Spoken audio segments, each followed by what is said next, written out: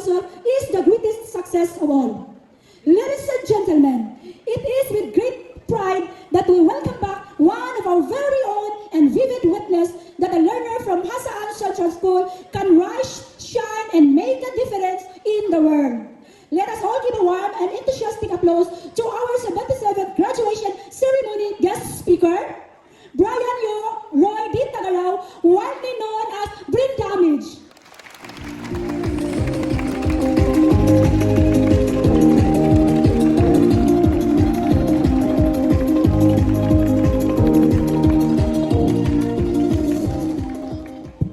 Palihog mangingkod. Oh my God. Ay, sa akin, no ko. Okay. Ay, mga tao, may joke. Kamu, di no ko. First time din ako mag-formal-formal o gingani karon. So, first time na ako magingani nga, pangarap ko na pa nga, my due respect, nga ginawa ko.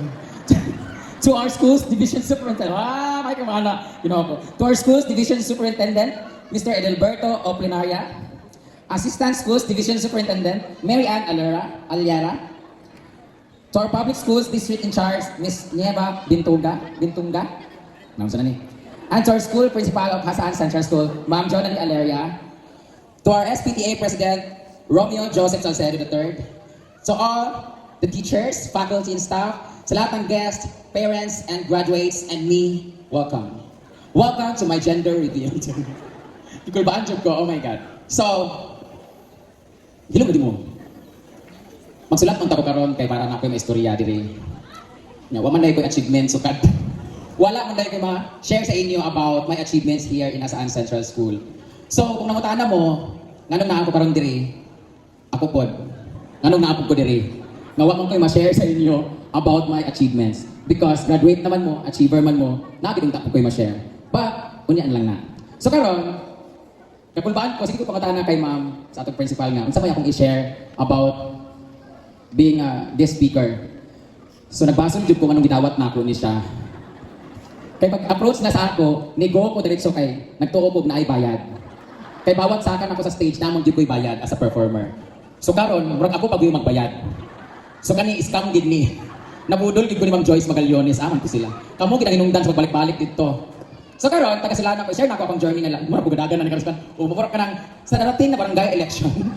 Aba kanay ko lang nabuha kay para ma-pilatong ko. So, many of you, mga tanag yun, mag-English ako na, grabe man makita nag si English din na lang ko eh.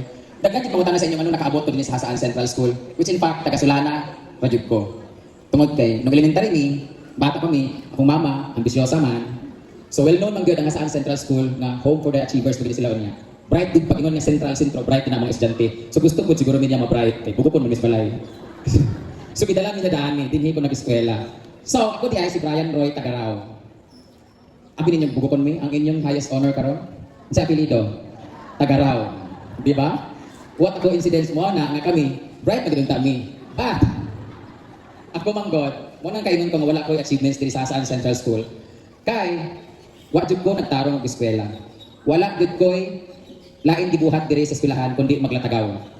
Grade 1 ko kay Ma'am Lagat among room na diha. Sa akong pagkatabian sa classmate, bibira kong payong sa akong liog. Pag dili ka kuan sa kaulit na lang siguro to niya kagamo sa discuss naman ko din na nabirado, gilagitan ko. So tungod ko sa akong pagkatabian. Wa jud ko, pero na-honor ko sa grade 1. Kaya akong papa naghimo og lamesa gihatag sa akong teacher. Tinuod na siya. Tinuod na siya, first time ako grade 1, nakasaka ko sa stage, di pasaka si mama, kanagtaod og ribbon kay honor ko. Nangutana sila nga akong grado, puro man 907, pagabot sa 4th year, nag-hyper grading, naghatag man og lamesa. So naka-honor ko. 4th pa jud ko, di ko fit. Tapos ng grade 2, wa gyapon ko nagtarong, line of 7 gyapon. Kabalo nga nang lisod kaayo magtarong sa mua. Sayo pa kay sa buntag, bisyo sa lagi kong mama ko pag misulana ha, biyahe pag di highway mo sa kay habal-habal ana. So kapit kayo magsayo sa buntag, kunya pag-abot din ni, magsige na dulaan, wa pa koy friends dire kay to, dito sa Sulana, so dinidili kayo ko, wala koy friends. So nung grade 2, nagyapon koy worst experience. Naka-live ra bata. Sa grade 2, naka-anak ko sa loob sa school kay Ma'am Sihay. Nakakuan ko tungod kay wala jud koy lain buhaton tungod sa akong pagkabulakbol. Wala jud koy tarong sa pag-eskwela. Pag grade 3 na ako, nagbayot-bayot na dahil ko. Nabuli na dahil ko pag-ayo. So when I was in grade 3, Maya kay Ma'am Galos, Ma'am Galos. It was one of the, pero masilimuot tayo nga moment. Nga nakalipad tayo din na ako ni kwarta sa una. Munang nakapamiliti mi. When I was at grade 2, namatay akong manghod murag nagpaswerte sa amo. So nawala ta naman ang negosyo. So nagbalik mi to zero. So nagbago ang grade 3. Wala pa man tayo mga kwarta kayo sa una. Ang akong balunan sa una kay magbaon man mi kay tuwa man mi sa sulana. Di na mi kauli ugod to kay may kwarta. So ang akong balunan sa una, dahon sa saging tapos putuson sa plastic. Unya, ang akong classmate si Albert na Borbon, giabrihan ang akong balunan na ay duha ka buok nakapatong nga bulad. So, ipasundayan niya during recess time ang akong balon nga bulad ug katawayaan ko nila. Hantod nga naglayog ngadto ni Charity nga dail. Tungod kay ila kong gibuli pag-ayo because of our sitwasyon. So nasagpaan ko niya og notebook. Ang notebook na spring nagaras akong diri hangtod karon na pagyapon siya sa akong naong. The scars remains and the memories remains. Pero wala na siya pain. Nagpasalamat man pug ko kay dala mi sa guidance, ipa-absent ko 1 week kay nakoy sa math. So ayahay kayo ko. So nung grade 4, tungod sa kapito sa kinabuhi, when I was in section Lanzones kay Ma'am Abuela, namaligya na din kog hot cake, naghimo sa akong mama ay lola, namaligya og mga mani, mga stick bread, mabalik ila ni Adahan, ibaligya mga Cloud9, Chocomucho, unsa pa na diay panghatag ipabaligya para makakwarta o makapalit sa papel. Kay ana kapitos ang kinabuhi sa una. It's really hard labi na akong layo ka o kinahanglan ng pamiliti. Imbis na pagkaon na lang ita na mabalon, ipliti ko man namo. Kunya nasugdan naman ako dire, isod ko mo transfer na pud mi. So nagpadayon gyapon. So when I was in grade 5 kay Ma'am Lawaan, sa section Lawaan kay Ma'am Cruz, dito na dayon to nagsugod nga kanang crush dayon. Pero dito mas grabe kay the more nagaedad tarong ay kanang dako, pag grade 5 na ako, mas daghan man gabuli sa akong pagka-tao. So nawala akong confidence, akong kagalingon, nawala akong self-esteem, nawala tanan akong believe, wala jud ko kanang kwan sa akong kagalingon, wala jud ko nag-excel. Hantod pag-abot sa grade 6, wala jud, tanan na ako grado 9 of 7. Amo tong remember was Ma'am Adis anak 77 di dakuha ya. Di ba Ma'am Adis na? 77 tanan ako grado gikan sa first grading hanggang fourth grading. Ang average na ako 79 man siguro. Sa general average yun. Sa inang kag-graduate ko 79 akong average sa elementary ko. Kay wala jud ko nabuhat na maayo sa academic. Kay di kami paminti sa ilalom sa eskwelahan. Sige migbuhat-buhat og pusil-pusil ka ng mga clay. For grade 5, grade 6, sige magpangawat dito sa likod nila ni Bading, naghan ka ato sa sambag, cherries, abot ni Mantanisyaw, panlasik sa lubi. Wa jud ko nagtarang og eskwela. So, ako masulti karon din honestly, sa Hasaan Central School, wa jud ko na learn academically tungod sa akong batasan. We have a great teachers here. Hasaan Central is the best school. Pero ako pagulingon ako, bulak-bul jud ko kay di ko sulod. Sige lamig laagan ni Sir Michael. Kabalo kita Sir Michael, di ba? Kabalo ka. Kababata na ako siya, sabay ni dita po. Sabay ni nampok, sabay ni karon nakiguan. Siya gyud ang living testimony. Di ba? Nga laagan jud ko, bisan wala ko'y sapo sa ilalom. Laagan jud ko, wa jud ko ni graduate ko nga wala gid kasaka akong mama sa stage. Wa gyud siya kapirma o kanang kwan kay ako nang tampiring kay madlo ko. Naka-honor ako nagatag og lamesa. So kung akong papa magsige himog lamesa, kung hindi ko maka-honor kay wa gyud ko na abot. So tanan karon, ang question nga nang naamang ko karon sa inyong atubangan. Because I am wearing this one. So sa lahat ng graduates, congratulations sa achievers o sa mga wala nakakuha honor award na apay next step sa high school. So sa high school, naka-honor na ko kay kabalo naman ko pangupya. Naka-friends naman ko, siyempre maulawan naman ka sa atong mga crush ka dito makasakag stage o maulawan naman ko tanga ka ng atong line of 7 atong grado. So maningkamot na din ko pag-abot sa high school. So nag-graduate ko sa high school, wa man gyapon ko na honor. Sa general laylay man to ang sa room maka-honor ka because of the averaging. Karon, pag-abot na ako sa high school, wala gyapon tungod sa akong experience elementary nga nawala akong believe sa akong kagalingon. Pag-abot sa high school, di gyapon ko tarong. Wala gyapon galisod gyapon ko because ulawon kay ko sa stage. Sa kung saan ako gusto mo kanta, mo sayaw, gusto ko ma-perform, di gyud agatigaan ng chance because maulaw ko. Ipakanta gali ko sa room namo, nagilaka gali ko. Ang classmate si Mr. Clean Arbonol, yang anak si Mark Itan. Gahilaka jud ko sa una, di ba? Hilumon kay ko, kiatan ko sa akong mga classmate pero di jud ko mo tindog para matubag. Tungod kay maulaw ko, feeling na ako kantsawan ko permanently because of my identity, my gender identity, sa akong itsura. So lisod jud kaayo. Hantod nga naningkamot lang gyapon ko because kabalo ko dito ko tanan struggle og mga discriminations og mga experience na ako nga negative when I was elementary and high school. Ako ginang promise og pagalingon na mga andoy ko. Kinsa dinhi ang ay pangandoy, mga estudyante. Kinsa din gusto mahimong teacher, gusto mahimong doktor, mahimong pulis. Ako wala gid na sa akong kaugalingon kang gusto lang gid ako magtapos sa akong pag-eskwela. Pero sige na ko pananawa sa TV ang akong pangandoy di ay gusto na ako mahimong artista. Pero imposible kaayo sa akong itsura, naapagid din nga sa Bukid-Bukid sa Mindanao, imposible gid na mahimo kong artista. Pero dibuhat na ako ang tanan para malabot ang akong pangandoy. Lumakpak lang ka. So karon, step by step, pag human ako graduate sa high school, nag-eskwela ako college. Kami diapon sa Kobsati ni strictly. Eskwela pinagto, pero kung sa lisod sa panahon, first sem lang ko, kay ana akong mama. Ganong undang man ka nga igapang nato ang inyong pag-eskwela, ang akong tubag. Di ko ganahan na makit-anta mo magkamang-kamang para lang sa eskwela nato. Pwede man ko muundang na para magtabang lang sa ilang pagtrabaho. Tungod kay, wala man ko'y naabot, kay wala man ko'y naabot nga sa kuan, so nagtrabaho na lang ako. So first ako nga trabaho, nag-collector ko sa lending. Yundang ko hapit ko nahulog sa motor. Kay, ako may collector na may driver, makatulog man ko after alas 11 kadlaw, alas 12 alas 1. So after that, nag-apply ko sa bakery, kaya pasulod may bilang tindera. Pagsulod na akong tindera, ipukaw may alas 3 kadlaw, kay magmasa na daw may pandesal. Dinuo ko tindera ko no, pero kami tayo magmasa. Kung sabay hanaw ko ng bayuta, nga papasaha mo ko sa pandesal. So giundang ko. So, daghan ko mga trabaho nga naabot dire, pero gilarga ko Manila. Kaya na ako'y chance na makaabot ko Manila. Pag-abot na ako Manila, sa tundo ko nagpuyo. Ang negosyo sa akong dipuyan, umaligya og mais. So, pag-abot na ko sa Manila sa tundo, ang akong trabaho, magbaligya og mais papuntang Quiapo. So kung napanood niyo ng Batang Quiapo ka ng simbahan ng ilang shootingan, diya ko kapaligya og mais sa Quiapo sa una. Guyod-guyon sa kariton, sa kalayo, kaayo, pila ka kilometro, magbaligya ay magsigita, mais, tulo 20! Grabe kakapoy. Tungkol kay, waman ko'y naabot. Kay, bulak-bulag eh. After that, while ga-apply ko sa, nagbaligya og mais, nag-apply ko para sa isa ka company. Dayon, sa gilid sa company office, maagian na mo ang ABS-CBN. Wow! Doon na kayo sa akong pangandoy ng mga artista. Naanak ko sa ABS-CBN mag-agi-agi. Kaya tungkol ko dito ang office. So, tanan audition nga akong apilan, permanent go failure. Hanggang sa, nisulod na lang ko sa pagka-illegal recruiter. Dili ito sa illegal recruiter, pag illegal siya because kapang recruit ko mga banda, singers, dancers, palupad sa laing nasod, pero dili ni kaagi og POEA. Ay, wala ka, close naman ko to ang agency. So, nadakpan ko because of illegal siya, because human trafficking ang tawag ana. So sa human trafficking, nadakpan ko 4 hours ko nakulong di sa police station. Nakulong ko sa parang NBI sa office. O ayun yung tubayaha ha, kaya na binuo ko. So, tungod kay wala man ko inaabot, dito hindi ko napadulong. Pag humanad to, nakagawas ko, tungod kay wala sila na kuha nga ebidensya. Because medyo brainy mong gamay, wala sila nakuha sa kuha, so ipagawas ko nila, kay wala ebidensya. After that, nagtrabaho na dayon ko sa salon. Pagtrabaho na ako sa salon dayon, narin ko na yung customer dayon, gi-refer dayon ko sa manager. Sa manager, sa artista. O, doon nagkakong kayo sa pag-artista. Kay manager na, di kuha ko niyang PA sa mga artista. Pag PA sa artista, ako na dahil mag-uban-uban sa mga studio, kung asa dapat ko mag-PA or assistant sa mga artista. So, doon nilagay ko sa akong dreams na may mga artista, nakuha din ko as stand-up comedian.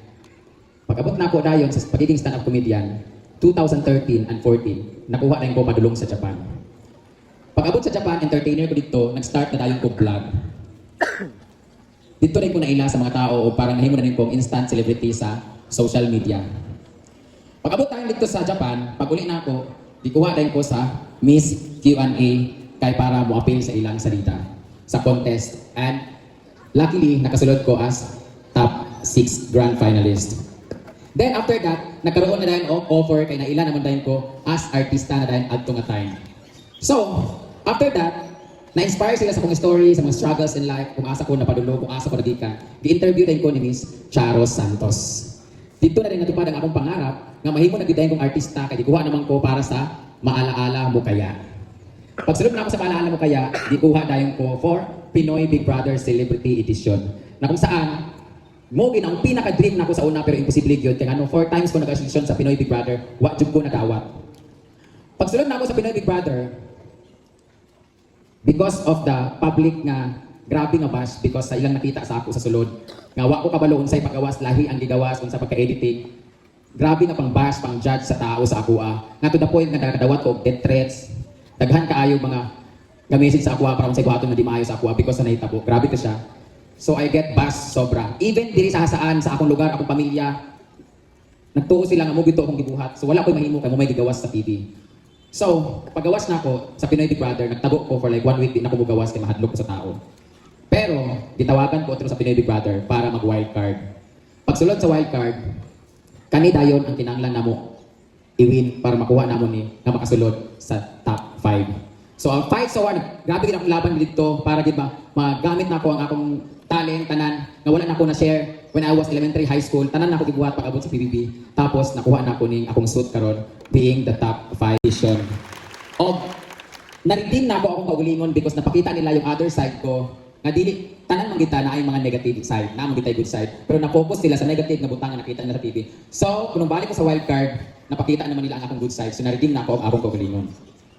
Dili na ako ma-share kaayo tanan unsa gyud kung ako kabalo unsay nakita sa ako sa school nganong ako ang gikuha karon kay nangutanay ko unsay akong i-share kay wa man ko kabalo bisud kaayo isa-isahon unsay ako mga nabuhat kay wala jud koy achievement about academics wala ko na-graduate as cum laude wa koy nakuha nga mga award from award giving bodies na related sa school but since I'm here na ako diri feeling na ako because not to discourage everybody nga naa diri sa mga akong atubangan ng graduates i-discourage ta mo nga okay ra di ay nga wala tay naabot kay kumaning kamot lang ta dili pwede og di kon pwede nga kanang moingon ta nga diploma or diskarte kay kung papilion ka kinsa dinhi ang diploma o diskarte diploma taas kamay diskarte tagal di kay gusto diri na magparehan ako mga bayot